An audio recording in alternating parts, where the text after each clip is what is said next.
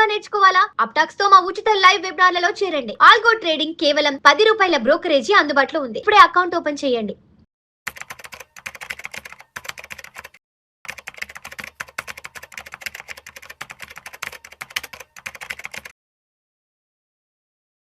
సల్మాన్ గారు నమస్తే సార్. నమస్తే అండి విష్ణు గారు. Yes, welcome to Vishnu talks and welcome to Suman TV. Thank you అండి విష్ణు గారు. సల్మాన్ గారు, మన ఇండియన్ మార్కెట్స్కి మంచి రోజులు రాబోతున్నాయి ఏమో అనిపిస్తుంది. ఎస్, ఇప్పుడే ఇండియన్ గవర్నమెంట్ మన ఇండియన్ స్టాక్ మార్కెట్స్కి మంచి గుడ్ న్యూస్ కూడా చెప్పడం జరిగింది. సో ఎవరైతే గత 2 సంవత్సరాల నుంచి మన ఇండియన్ మార్కెట్స్ నుంచి దూరంగా వెళ్ళిపోతున్నారో, ఫారిన్ ఇన్స్టిట్యూషనల్ ఇన్వెస్టర్స్ లేదంటే ఫారిన్ పోర్ట్ఫోలియో ఇన్వెస్టర్స్ ఎవరైతే వెళ్ళిపోతున్నారో వాళ్ళని మళ్ళీ మన ఇండియన్ మార్కెట్స్లోకి తీసుకొచ్చి వాళ్ళ ద్వారా ఒక పెట్టుబడుల ప్రవాహాన్ని పెంచేందుకు ఇండియన్ గవర్నమెంట్ అయితే కీలక చర్యలు తీసుకుంటుంది. దీనిలో భాగంగా వాళ్ళకి సంబంధించినటువంటి లాంగ్ టర్మ్ క్యాపిటల్ గెయిన్స్ మీద విధించే ట్యాక్సేషన్ ఏదైతే ఉందో దాన్ని పూర్తిగా మినహాయించే అవకాశం ఉందంటూ కూడా మనకి వార్తలు వస్తున్నాయి. దానికి సంబంధించిన ఫైల్ కూడా రాష్ట్రపతి గారి ఆమోదం కోసం కూడా పంపించారంటూ కూడా మనకి న్యూస్ వస్తుంది. అంటే మొత్తానికి ఇంకా ఇండియన్ మార్కెట్స్కి అయితే మాత్రం మంచి రోజులు రాబోతున్నాయని చెప్పొచ్చా? మీరు ఏం కామెంట్ చేస్తారు దీనికి సంబంధించి? ఇది మంచి వార్త అండి, శుభవార్త. అంటే చూడండి, ఇప్పుడు మనకి ఎఫ్ఐఐలు మన స్టాక్ మార్కెట్ నుంచి విపరీతంగా సెల్ చేస్తే మన డొమెస్టిక్ ఇన్వెస్టర్స్ ఎంత కొంటున్నా కానీ సెల్ క్వాంటిటీ, సెల్ వాల్యూమ్ ఎక్కువ ఉంటుంది. కాబట్టి మన మార్కెట్స్ గత 2 సంవత్సరాల నుంచి బాగా దెబ్బతిన్నాయి. ఈ యొక్క మార్కెట్స్ దెబ్బతింటం వల్ల retail investors, especially mutual funds ద్వారా కాకుండా డైరెక్ట్ స్టాక్స్ కొనుక్కున్న ఇన్వెస్టర్స్ యూజ్గా నష్టపోయారు. సో ఎఫ్ఐఐలు మళ్ళీ మన మార్కెట్ తిరిగి చూడాలంటే వాళ్ళకి ఏమైనా చేయాలని మనం గత వీడియోలో మనం అనుకున్నాం. మనం కూడా దీనికి ముందు మీరు చెప్పే వీడియోలో మనం అనుకున్నాం. ఏంటి, జనవరి 1 నుంచి ఇప్పటి వరకు చూస్తే 2,60,000 కోట్లు తీసుకుని వెళ్ళిపోయారు. ఒక్క మార్చిలోనే 1,12,000 కోట్లు అండి. ఏప్రిల్లో సుమారుగా 68,000 కోట్లు. అంటే ఎఫ్ఐఐలు బయటికి వెళ్తే ఏమైందంటే క్యాపిటల్ అకౌంట్ బలహీనపడుతుంది. ఇప్పుడు ప్రజలు తెలుసుకోవాల్సింది ఏమిటంటే current account, capital account. Current అకౌంట్లో ప్యూర్గా ఎక్స్పోర్ట్స్, ఇంపోర్ట్స్, ఇన్విజిబుల్స్. అంటే టూరిస్టులు మన దేశానికి వస్తే డాలర్స్ మనకు వస్తాయి, మనం బయటికి వెళ్ళిపోతే డాలర్స్ బయటికి వెళ్ళిపోతాయి. అంటే మనం విదేశీయానాలు చేసుకుంటే అది ఇన్విజిబుల్స్. లేదంటే పెన్షన్స్, అంటే ఫారిన్ నుంచి ఏమైనా పెన్షన్స్ తీసుకునేది ఉంటే ఇలాంటివి ఇన్విజిబుల్స్. Travels, tourism invisibles. మూడోది మానిటరీ గోల్డ్ మూవ్మెంట్ అనమాట.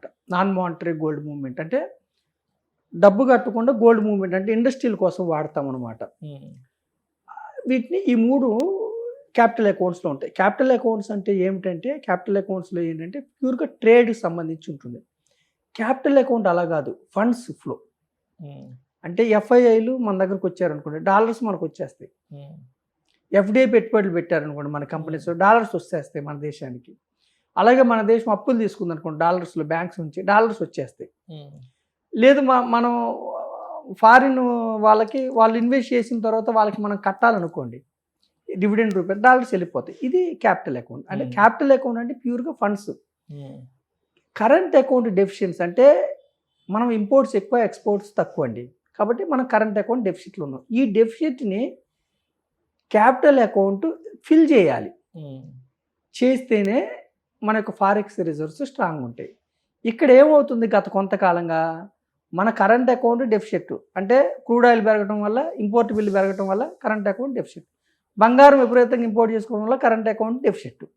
సో బంగారాన్ని ఇంపోర్ట్ తగ్గించడం కోసం 6% ఉన్న సెస్ని 15% చేసాం. కొంతవరకు ఆపుతున్నాం. క్రూడ్ ఆయిల్ని ఆపలేకపోతున్నాం. క్రూడ్ ఆయిల్ అవసరం, ఫెర్టిలైజర్స్ ఆపలేకపోతున్నాం.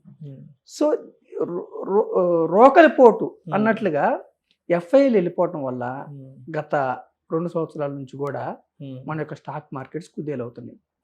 ఎఫ్ఐలు వెళ్ళిపోవడానికి మన కారణాలు కూడా చెప్పుకున్నాం. AI stocks. రెండవది ఏమిటంటే రూపీ డిప్రిసియేట్ అవడం వల్ల, రూపీ ఇప్పుడు ఈ జాన్ 1 నుంచి ఇప్పుడు 7% డిప్రిసియేట్ అయింది. అంతకుముందుతో పోలిస్తే 10-15% కూడా డిప్రిసియేట్ అయింది. అంటే వాళ్ళకి ఎక్కువ రిటర్న్ రావట్లేదు, మన మార్కెట్ ఆకర్షణీయంగా లేదు. కాబట్టి వాళ్ళు మళ్ళీ మనం ఆకట్టుకోవాలంటే ఏం చేయాలి? ఏదో ఒకటి వాళ్ళకి మేలు చేసేది మన యొక్క సెంట్రల్ గవర్నమెంట్ చేయాలి. మనం ఏమనుకున్నాం, లాంగ్ టర్మ్ క్యాపిటల్ గెయిన్స్ తగ్గించాలి, ఎస్టీటీ తగ్గించాలి అని అనుకున్నాం మనం. ఇప్పుడు మనకు తెలిసిన వార్త ఏమిటంటే నేషనల్ మీడియా ద్వారా క్యాబినెట్, సెంట్రల్ క్యాబినెట్ ఆర్డినెన్స్, మన సెంట్రల్ క్యాబినెట్ ఏం చేసిందంటే రాష్ట్రపతి గారికి ఆర్డినెన్స్ పంపించారు. ఎల్టీసీసీ అంటే క్యాపిటల్ గెయిన్ 12.5% పూర్తిగా ఎత్తేయాలని, అలాగే మన యొక్క బాండ్స్లో పెట్టినప్పుడు టీడీఎస్ 20% పడుతుంది, అది తీసేయాలని. అంటే అప్పుడు వాళ్ళు మన ఎఫ్ఐఏలు మన దేశానికి వస్తారు. ఆబ్వియస్లీ అంతే కదా. వచ్చినప్పుడు ఏమవుతుంది, డిఐఏలు మనకి డొమెస్టిక్ ఇన్స్టిట్యూషనల్ ఇన్వెస్టర్స్ విపరీతంగా కొంటున్నారు. రోజు 2-3 వేల కోట్ల రూపాయలు మార్కెట్లో పంప్ చేస్తున్నారు. జనవరిలో 46,000 కోట్లు, ఫిబ్రవరిలో 10,000 కోట్లు, మార్చిలో 98,000 కోట్లు, మేలో 68,000 కోట్లు కొన్నారు. కానీ ఎఫ్ఐఏలు అమ్మటం వల్ల ఏంటంటే నెట్గా మనకి మార్కెట్ పడిపోతూ ఉంది. సో డిఐఏలు కొంటున్నారు, ఎఫ్ఐఏలు కూడా మళ్ళీ మన వైపు చూశారనుకోండి విష్ణు గారు, మన స్టాక్ మార్కెట్స్కి మంచి రోజులు వస్తాయి. సో ఈ ఆర్డినెన్స్ రాష్ట్రపతి గారు సంతకం చేస్తే ఎఫ్ఐఎల్కి క్యాపిటల్ గెయిన్ ట్యాక్స్ తగ్గించడం శుభ పరిణామం. అంటే మనకి ఎప్పుడు కూడా మన యొక్క సెంట్రల్ గవర్నమెంట్ ఎవరన్నా ఉండనివ్వండి, సెంట్రల్ గవర్నమెంట్స్ ఏం చేస్తాయి అంటే మన యొక్క దేశం యొక్క స్టాక్ మార్కెట్స్ బలంగా ఉండడానికి ట్రై చేస్తాయి. ఇప్పుడు ఎందుకు వెళ్తున్నాయి అన్నది మనం చర్చించుకున్నాము, దేశవ్యాప్తంగా కూడా చర్చ జరిగింది. ఎఫ్ఐఎల్ ఎందుకు వెళ్ళిపోతున్నారని. 2,60,000 కోట్లు అంటే చాలా పెద్ద అమౌంట్. అందుకే రూపీ కూడా డిప్రిషియేట్ అయింది, డాలర్కి డిమాండ్స్ పెరిగి రూపీ డిప్రిషియేట్. మళ్ళీ వాళ్ళని వెనక్కి తీసుకురావాలంటే ఖచ్చితంగా ఎఫ్డిఐ పెట్టుబడులు వస్తున్నాయి. కానీ ఎఫ్డిఐ పెట్టుబడులు ఏంటంటే వచ్చినంటనే మనకి దీర్ఘకాల పెట్టుబడులు ఎఫ్డిఐ పెట్టుబడులు. ఎఫ్ఐఐ పెట్టుబడులు ఏంటంటే ఎఫ్ఐఐలు ఎప్పుడు కూడా ఏంటంటే మార్కెట్లో పెట్టామా లాభాలు వచ్చాయో తీసుకున్నామని. సో ఎఫ్ఐఐ పెట్టుబడులు మనం ఆకట్టుకోవాలంటే మిగతా మార్కెట్స్ కంటే మనం ఏదో ఒకటి చేయాలి.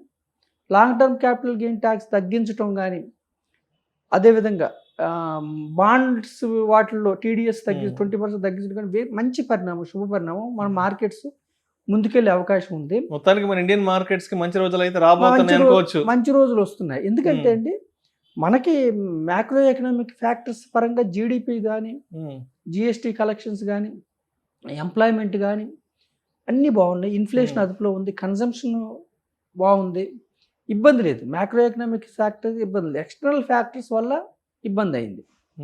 సో ఎఫ్ఐఎల్ని ఆపడానికి మనం చర్యలు తీసుకోవాలి. ఇక్కడ మనం రిటైల్ ఇన్వెస్టర్స్కి మనం చెప్పేది ఏమిటంటే, రిటైల్ ఇన్వెస్టర్స్కి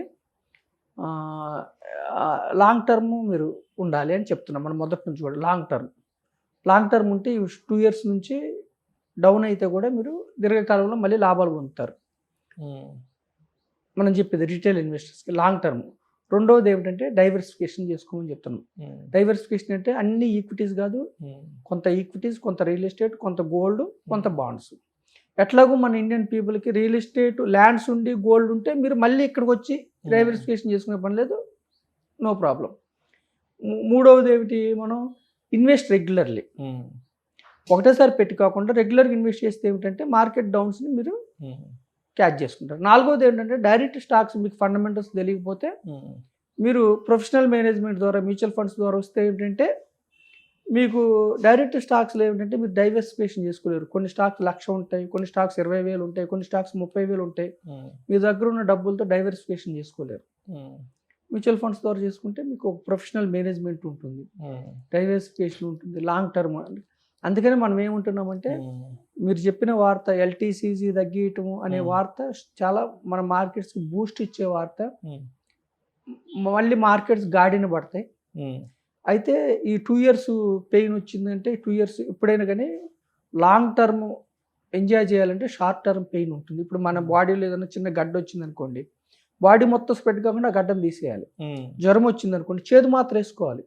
అలాగే మీరు లాంగ్ టర్మ్ ఎంజాయ్ చేయాలి రిటర్న్స్ అనుకుంటే షార్ట్ టర్మ్ పెయిన్ భరించాలి. గత 2 సంవత్సరాలు మీరు భరించింది పెయినే. అందుకని మనం ఏం చెప్తున్నామంటే ఇన్వెస్టర్స్కి be long term, be diversified, be multi asset. All you should not keep in one tray. ఓకేనా? Invest regularly, not at a time, invest regularly.